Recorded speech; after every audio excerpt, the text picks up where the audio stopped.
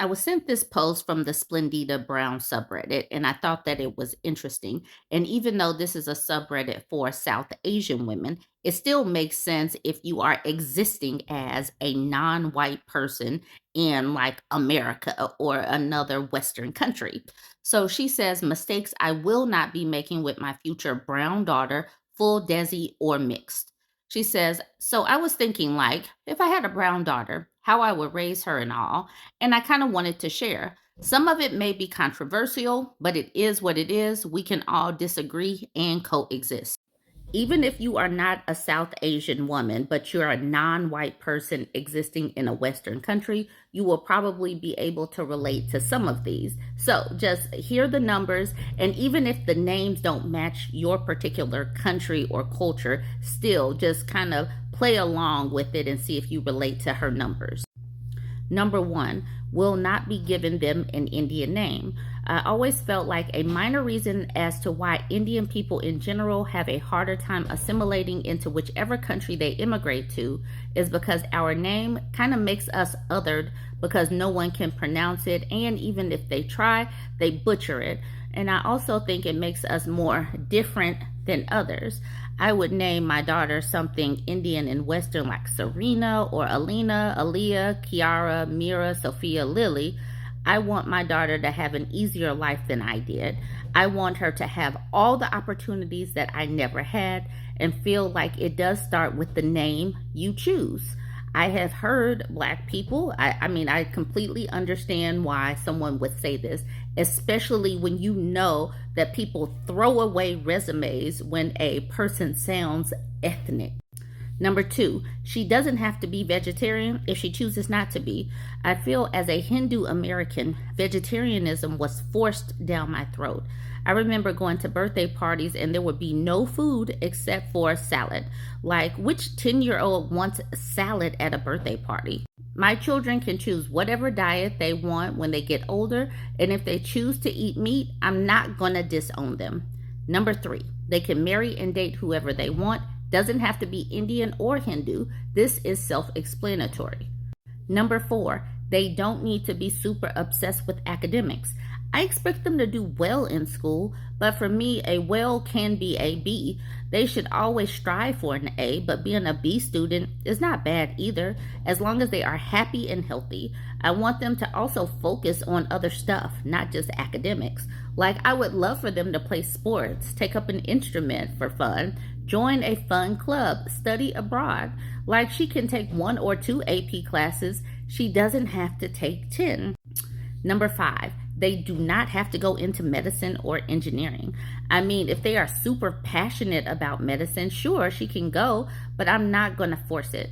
My daughter can be a nurse if she wants. She can be an actress if she wants, or she can go into HR, teaching, or public relations.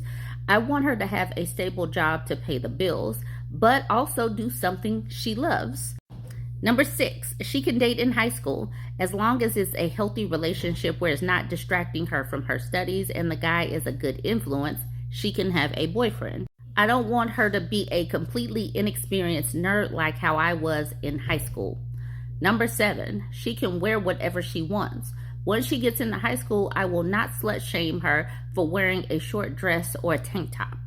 Number eight, I want her to groom herself properly from middle school. No mustaches or unibrow in this house. LOL. Looking presentable and hygiene is important. Number nine, I want to focus on her mental health, mental and emotional health, and instill confidence in her from an early age. Number 10, I want to instill healthy eating and exercise from an early age as well. My Indian parents always fed us very unhealthily, to be honest. Lots of carbs and never worked out. But I don't want that for my kids. Number 11, I will talk to her about sex. When she is in high school, young girls need to know about sex and they need to know what is happening with them and about safe sex and all. I had no idea about sex, and I remember I was so naive. My ex-boyfriend raped me and I had no idea what was happening to me. I could not tell anyone, and I want my daughter to be open with me. Number 12, I want my daughter to come to me about anything, whether it be friends, sex, sexuality, or relationships. Number 13, she can go to parties and stay out late sometimes, as long as it's not a school night and I know where she's going and all. I hate the double standards where it comes to brown girls versus brown guys and brown families. Number 14, I will teach her about finance early so she knows what to do with her money when she gets of age, how to invest, how to build credit, and all. Number 15, we'll enroll her in self-defense classes, important for women everywhere. Number 16, remind her that she is the prize in the relationship, not the man. Number 17, not compare her with other brown women. I want her to see sisterhood with other brown girls, not enemies.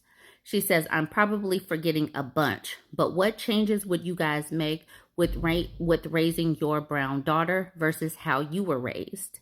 Right here, like she says, some of this may be controversial, but we can disagree and coexist. And I do completely understand because we don't know how she was treated. We don't know the things that she went through growing up in a sexist and a racist country. We don't know how she felt or the things that she experienced. She says she experienced grape. So grape culture happens and she wants to prepare her child as much as she can in a society that doesn't value women and girls and our bodies or anything like that. So let me know which of these numbers you feel like best describe how you would feel or what you disagree with. T Addict says, I agree with all of these except the first one. I give them a traditional name and make them feel proud of it and their heritage, and all of the people that struggle to pronounce it, well, they better effing learn. Like, I have a very unique name and I didn't like the fact that people could never spell it. But when I started to heal and love myself, now I make sure people say it correctly, even if it's the CEO. Like, say my name, B word, put some respect on it. Mola Mola says, same.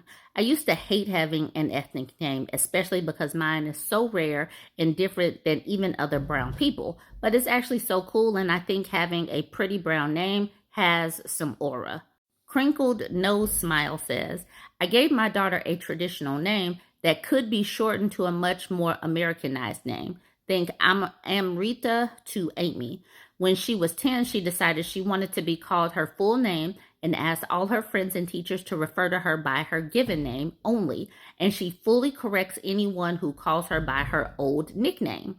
T Addict says, aw, I love that for her. She slays. And then Mama says, honestly, she does. She's the girl I always wanted to be. T Addict says, yes, now I love my name because it's super unique, and I also know nobody can ever pronounce it, but F that, that's their problem, not mine. Now, this person says, yeah, it's a great list with a couple of items that indicate internalized racism and misogyny. Thank you for this post, though. It's made me think about what I would do and if there are parts of me that still need healing. So Original Trash says, so much internalized racism and misogyny. As a parent, I had a good laugh reading it. Seems like OP would want to live vicariously through her child to erase the hurt and anger her childhood brought. I don't know why that would give someone a good laugh if she is trying to erase the hurt and pain and everything that she went through. If she wants her child to be able to avoid some of the hurt and pain that she went through, why would that make you laugh? Because she's been hurt before or faced racism and sexism in a country that has racism and sexism baked into the cake of this country. Stargrazing says, exactly. Abandoning something as central as our Asian names is letting the West win and think they're the default when it comes to crucial elements of identity. And then T Addict says, exactly. I think it's partially internalized Western superiority to think we have to do away with our culture. Like, no, there is room for more than one culture to thrive. And just because the West has been dominant for centuries doesn't mean we have to participate in that to thrive. Unless we take pride in ourselves and make ourselves thrive, who will? And then New to Home Training says, the West won when your parents moved to the West. So I'm going to end it there, but I am interested in what you think about her list. What would you change if you are a non-white person and you are living here and you have kids? What do you think about the list? Join the conversation. Don't forget to like, comment, and share.